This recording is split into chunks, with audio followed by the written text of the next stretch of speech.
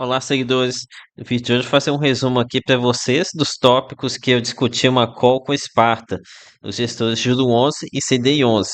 Sendo que o tema principal da call foi se os fundos da gestora eles estão preparados para uma abertura de spreads, ou seja, as debêntures incentivadas começarem a ser negociadas com maiores prêmios, né? O que implica na desvalorização das debêntures. Lembrando que Juro 11 e CDI 11 eles distribuem marcação de crédito, ou seja, eles distribuem a valorização das debêntures. Então, em uma eventual desvalorização desses ativos, eles começarem a perder valor, isso impacta aqui na distribuição dos fundos.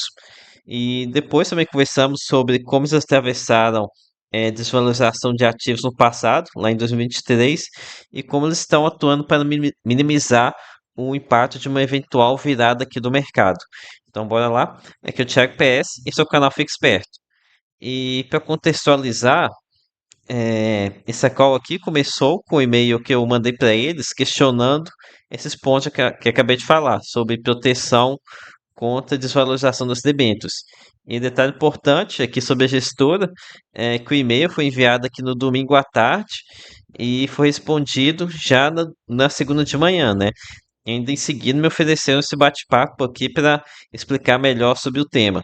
Então, realmente, a Sparta tem se mostrado bastante diferenciada. Beleza, então agora começando aqui com o resumo. Minha primeira pergunta foi se eles consideravam os spreads atuais saudáveis, já que em termos de base points, o spread está muito baixo. Base points aqui no caso é o spread frente aos títulos públicos, ou seja, os 100 base points quer dizer que as debêntures estão rendendo 1% a mais que os títulos públicos. Se o título público está IPCA mais 7, significaria que as debêntures em média estariam negociando a IPCA mais 8. Então, questionei isso aqui eles porque já temos algumas debêntures que estão pagando menos, inclusive, do que os próprios títulos públicos, ou seja, com spread negativo.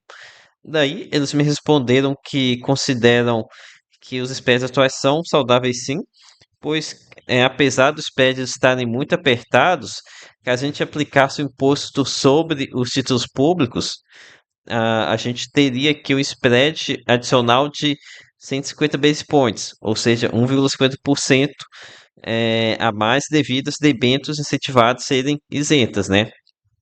E em seguida eu perguntei se eles viam algum sinal de esgotamento do spread atual, e para essa pergunta eles me responderam que não, e que inclusive a tendência segue sendo de queda, já que há muitos fundos abertos de debêntures incentivadas que ainda precisam fazer aquisições para se enquadrar, porque os fundos eles têm não é imediatamente que eles têm que fazer esse enquadramento, ou seja, uma porcentagem de debêntures incentivadas para receber isenção, mas eles têm um prazo para fazer isso.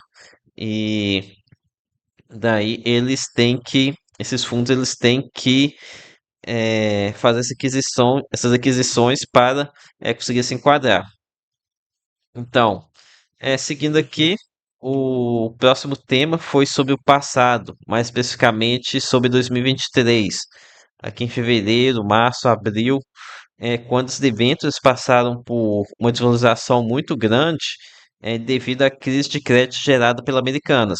Isso aqui fez com que as debêntures, tanto as não incentivadas, tanto as não incentivadas como as incentivadas, subissem bastante o spread, ou seja, começassem a pagar mais. E com isso que ocorre, como eu disse, as debêntures acabam perdendo valor.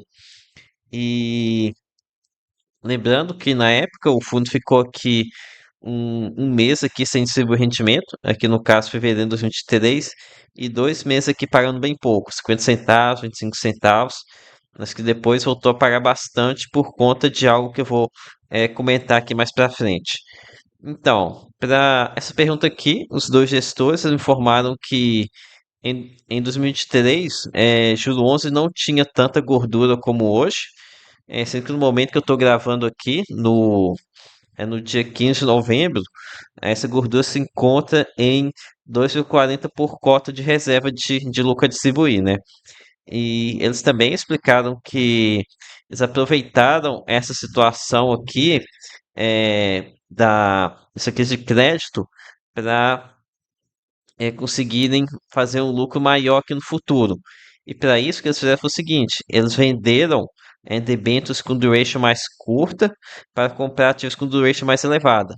Lembrando que duration é o prazo médio de vencimento dos ativos. Entendo como a duração média do ativo, então, tá?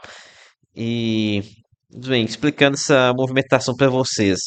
E não sei se vocês já notaram, mas quem já fez aplicação em títulos públicos da NTNB, os títulos públicos mais curtos, eles têm uma volatilidade menor do que os longos.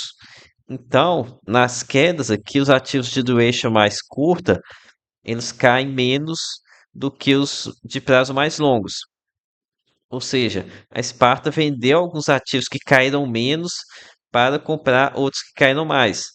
É como se você comprasse fundos de papel high grade, geralmente tem uma maior resiliência, cai menos, e daí no momento de queda, você vendesse esses ativos high grade e comprasse outros ativos high yield que caíram mais, devido eles serem mais voláteis. Aqui não estou dizendo que Sparta comprou ativos high yield, ativos de maior risco, apenas compraram ativos de duration mais longa, ou seja, ativos mais voláteis. Então foi uma estratégia muito inteligente que acabou gerando aqui esses lucros bem grandes aqui que vocês estão vendo aqui no segundo semestre de 2023. E minha próxima pergunta aqui foi sobre como eles estão se protegendo atualmente. Daí eles me responderam que eles estão mantendo um fundo com uma duration mais baixa, está aqui atualmente em 4,5 anos de prazo médio da carteira de crédito, enquanto outros FIIs aí possuem uma duration bem maior, de 6 anos e meio, 7 anos, e que com isso o fundo ele tem uma menor volatilidade aqui do valor patrimonial, da cota patrimonial, e, portanto, o impacto de uma abertura do spread, ou seja, das debêntures ficarem com spreads maiores, eles têm essa maior proteção, né? Aí, além de poder repetir a mesma estratégia de 2023, em que eles comprariam ativos que caíram mais, vendendo esses que caíram menos, e com isso poder repetir a mesma estratégia que eles fizeram para ganhar lucro aqui. É claro que a depender da intensidade do movimento, pode ser que eles fiquem com sem distribuir algum mês ou com rendimento mais fraco, mas novamente, agora estão com mais reserva do que eles tinham no passado, né? E outra forma deles se protegerem é mantendo um caixa maior, de forma que essas posições aqui, elas não vão sofrer com a volatilidade da marcação a mercado, marcação de crédito. Vocês podem ver, temos aqui até uma boa posição, aqui 4, 7, deve dar aqui quase 10% aqui em caixa. Então essa parcela ela não só volatilidade. Lembrando que eles têm que manter ter um montante mínimo necessário em debêntures incentivadas para se enquadrarem como um fundo isento, né? E então, próximo passo aqui, por último, eu questionei eles, os gestores, sobre o sistema de hedge dos fundos dele, de Juro 11 e CDI 11. E lembrando aqui que os hedges são instrumentos financeiros que os gestores podem utilizar para proteger contra oscilações do mercado. É como se eles travassem alguns valores aqui para diminuir a volatilidade da carteira. Essa é uma das vantagens dos FINFs, é um mercado bem mais maduro do que dos CRIs, então tem muito mais opções aqui pelos gestores trabalharem. E aqui eles me informaram que mantém um hedge parcial em, em juro 11 e total em CDI 11 contra a marcação ao mercado. E além disso, CDI 11 ele é um fundo pós-fixado, então não tem tanta volatilidade assim.